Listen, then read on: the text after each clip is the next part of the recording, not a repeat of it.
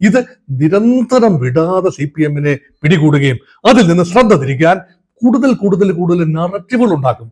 ഒരു ഫോട്ടോ വെച്ചിട്ടായിരിക്കും. ഉണ്ണികൃഷ്ണൻ പോറ്റിയുമായി ഏതെങ്കിലും കോൺഗ്രസ് നേതാക്കൾ ഇനിയും സംസാരിച്ചിട്ടുണ്ടാവാം. അദ്ദേഹം ഒരു പൊതു രംഗത്തുള്ള ഒരാളല്ലേ. ശബരിമലയിൽ ചെല്ലുമ്പോൾ കാണുന്ന പരിചിതമായ മുഖങ്ങളിൽ ഒരു ദർശനം തരപ്പെടുത്താൻ കോൺഗ്രസ് നേതാക്കളും അദ്ദേഹത്തിന്റെ സേവനം ഒരുപക്ഷെ ഉപയോഗിച്ചിട്ടുണ്ടാവാം. അങ്ങനെ ഇതൊക്കെ നമ്മളൊരു DD ഒരു മോട്ടോർ വാഹന വകുപ്പുമായി ബന്ധപ്പെട്ട് ഏതൊരു ഓഫീസുകളിൽ ചെല്ലുമ്പോൾ അവിടെ എത്രയോ ഇടനിലക്കാരെ കാണും.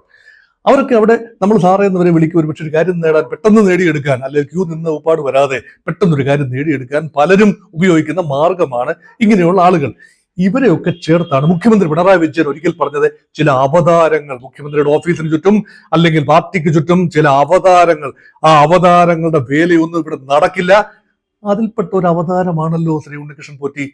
അങ്ങനെ അവതാരങ്ങൾ നടക്കില്ല എന്ന് പറഞ്ഞെടുത്ത അവതാരങ്ങൾ തീക്കട്ടയിൽ ഉറുമ്പരിച്ചു എങ്കിൽ ആ തീക്കട്ട സംരക്ഷിക്കേണ്ടവർ വേണ്ട പോലെ സംരക്ഷിച്ചില്ല എന്ന അതിന്റെ പാപഭാരത്തിൽ നിന്നും LDF-നും CPM-നും ഒളിച്ചോടാനാവില്ല.